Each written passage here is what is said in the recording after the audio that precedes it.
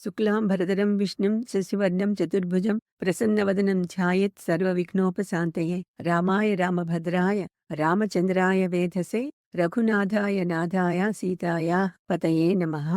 అజ్ఞానతిమిరాంతస్య జ్ఞానాంజనశలాకయ చక్షురున్మీలితం యేన తస్మై శ్రీగురవే నమః. శ్రీగురుభ్యో నమః.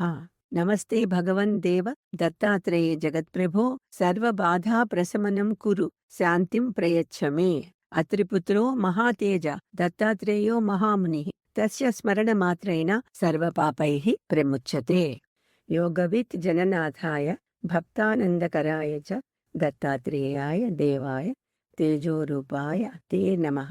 పూర్ణబ్రహ్మస్వరూపాయ లీలా విశ్వంభరాయ చ దత్తాత్రేయాయ దేవాయ నమోస్తు సర్వసాక్షిణే. ప్రధాన దత్త సంప్రదాయం ఆంధ్ర, మహారాష్ట్ర, కర్ణాటక, గుజరాత్లలో ఆరంభమై అక్కడే పటిష్టమైంది.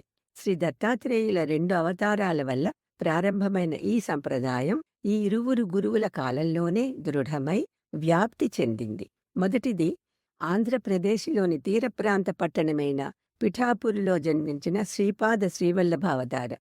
రెండవది మహారాష్ట్రలోని విదర్భ ప్రాంతంలోని కరంజాలో జన్మించిన శ్రీ నరసింహ సరస్వతి స్వామివారు. విభిన్న కాలాలలోని ఇరువురు పతివ్రతా స్త్రీలకు తమ వంటి పుత్రుణ్ణి ప్రసాదిస్తాము అన్న దత్తుల వరం ఈ 2 అవతారాలకు కారణమైంది.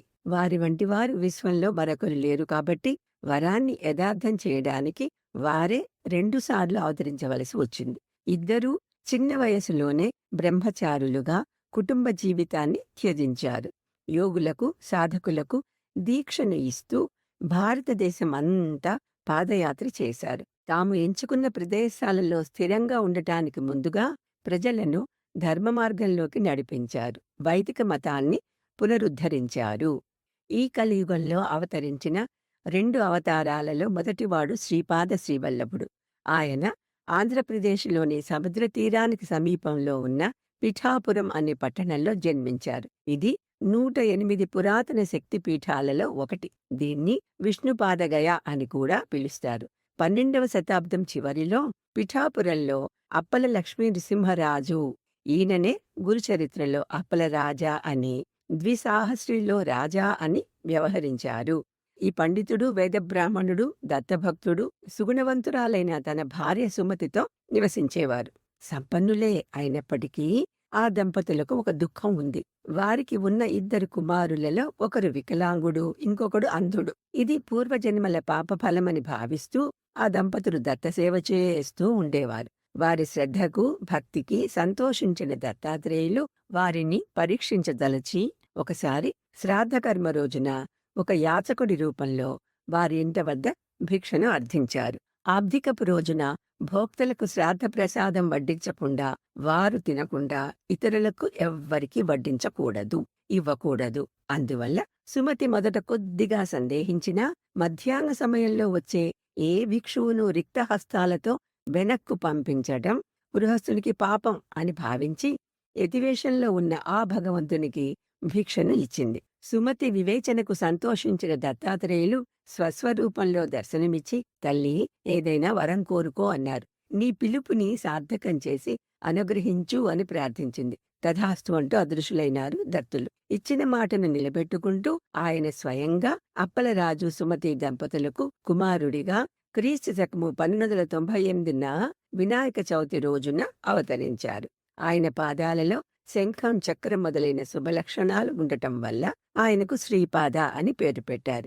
ఆయన తన తండ్రి వద్ద విద్యను అభ్యసించి చిన్న వయసులోనే వేదాలు, శాస్త్రాల జ్ఞానాన్ని పొందారు. 16 ఏళ్లు రాగానే అప్పలరాజు శ్రీపాదులకు తగిన వధువు కోసం వెతకటం ప్రారంభించారు. కానీ శ్రీపాదులు వైరాగ్యశ్రీయే నా వధువు అని చెప్పి వారి ప్రయత్నాలను ఆపారు. దీనితో వారికి శ్రీవల్లభ అనే పేరు కూడా వచ్చింది. ఆయన ఒక్కరే సమర్థుడైన కుమారుడు అవటం వల్ల ఇంట్లోనే ఉండి తల్లిదండ్రులను చూసుకోవటం ఆయన బాధ్యత అని సుమతి ఆయనకు చెప్పింది. వెంటనే శ్రీపాదులు తమ నిజస్వరూపం చూపించి తమ కోరికకు ఎదురు చెప్పకూడదు అనే వాగ్దానాన్ని గుర్తు చేశారు. తరువాత వికలాంగులైన తమ సోదరుల తలలపై చేయి వేసి వారిని తక్షణమే స్వస్థపరిచారు. వారికి తల్లిదండ్రులను దేవతలుగా సేవించమని బోధించి తలుచుకున్నప్పుడల్లా వస్తానని వాగ్దానం చేసి వెళ్లిపోయారు. ఆయన ఉత్తరాన బదరికాశ్రమం మొదలైన పవిత్ర స్థలాలకు ప్రయాణించారు. దక్షిణానికి తిరిగి వచ్చి పశ్చిమ తీరంలోని గోకర్ణ క్షేత్రంలో ఒక సంవత్సరం గడిపి తరువాత కృష్ణా నదిలోని ఒక చిన్న ద్వీపమైన కురుంగడ్డలో స్థిరపడ్డారు. ద్వీపంలోని తూర్పు సరిహద్దులోని రాళ్లపై నేటికి ఆయన పాదాల ముద్రలు ఉన్నాయి. సాష్టాంగ నమస్కారం చేస్తున్నట్లుగా ఆయన శరీరపు ఒకే ఒక ముద్ర కూడా కనిపిస్తుంది. కురుంగడ్డలో జరిగిన 2 ముఖ్యమైన సంఘటనలు ఈ అవతారాన్ని రెండవ అవతారమైన నృసింహ సరస్వతితో అనుసంధానం చేస్తాయి. అక్కడికి సమీపంలోని గ్రామంలో ఒక పండితుడైన బ్రాహ్మణుడు మరణించడంతో భార్యాపుత్రులు దిక్కులేని వారయ్యారు. కొడుకు మందబుద్ధి కావడంతో అందరూ అతన్ని హేళన చేస్తూ ఉండటంతో ఇద్దరూ కృష్ణలో మునిగి ఆత్మహత్య చేసుకోవాలి అని నిర్ణయించుకున్నారు. అక్కడ వారు శ్రీపాదులను చూసి వారి ఆశీర్వాదం తీసుకోవడానికి వెళ్లారు. ఆయన ఈ ప్రయత్నం మానమని బోధించటంతో నాకు మీ వంటి సమర్థుడైన కుమారుడు ఉంటే ఎంత బాగుండును అని ఆమె అన్నది.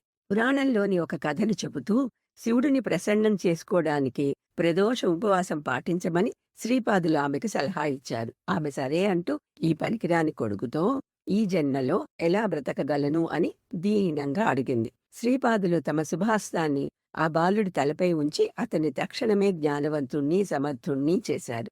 ఆ స్త్రీ ప్రదోష ఉపవాసాలు ఆచరిస్తూ శ్రీపాదులను శివునిగా పూజిస్తూ సంతోషంగా జీవించింది. ఈ వాగ్దానాన్ని నెరవేర్చడానికే మరుజన్మలో ఆమెకు నృసింహ సరస్వతిగా అవతరించారు మన స్వామి. శ్రీపాద శ్రీవల్లభులు కురుంగడ్డలో ఉన్నప్పుడు ఒక చాకలి ఆయనను క్రమం తప్పకుండా సందర్శించి నమస్కరిస్తూ వారికి సేవలను అందించేవాడు. ఒకరోజు ఒక రాజు తన పరివారంతో తన సిబ్బందితో ఎంతో వైభవంగా నది పక్క నుండి వెళుతూ ఉండటం వాడు చూశాడు. అతని సంపద, భౌతిక సుఖాలకు ఆకర్షితుడైన చాకలి మనసులో దాన్నే కోరుకున్నాడు. ఇది గ్రహించిన శ్రీపాదులు రాజు కావాలనుకుంటున్నావా అని అడిగారు. చాకలి సిగ్గుతో అవును అంటూ అంగీకరించాడు. ఒక వ్యక్తి తనకు ఉన్న కోరికలను తీర్చుకోవాలి. అప్పుడే అవి అతని ఆధ్యాత్మిక పురోగతికి ఆటంకం కలిగించవు అని చెప్పి శ్రీపాదులు నువ్వు చక్రవర్తిగా పునర్జన్మ పొందుతావు అని ఆశీర్వదించారు. ఆ చాకలి త్వరలోనే మరణించి బీదర్ కర్ణాటక రాజుగా పునర్జన్మ పొందాడు. కాలాన్ని వెనక్కి తీసుకువెళ్లి శంకర భట్టులు, దేవేంద్రులు, కులశేఖర పాండ్యులు నిర్మించిన మీనాక్షి సుందరేశ్వరల ఆలయాన్ని, వాసవి కన్యకా పరమేశ్వరి మాతను, మైలారులో వీరముష్ఠులను చూసేలా చేశారు శ్రీపాద శ్రీవల్లభులు. చనిపోయి చితిపై పడుకోబెట్టిన నరసావధానులను బొటనబెల్లితో కనుబొమల మధ్య తాకి పునర్జీవితులను చేశారు. పిఠాపురం నుండి ఎడ్లబండిపై బయలుదేరిన తమ తల్లిదండ్రులను, తమ మాతామహ కుటుంబీకులను అందరినీ క్షణకాలంలో కురుంగడ్డ చేరేలా చేసి తిరిగి ఆ విధంగానే పీఠికాపురం పంపారు. సుశీలను రక్షించి ఆమె అత్తమామల మనసులలో పరివర్తన తెప్పించి ఆమె భర్తను పూర్తిగా స్వస్థుణ్ణి చేసి వారందరూ కలిసి జీవించేలా చేశారు మన స్వామి శ్రీపాద శ్రీవల్లభులు.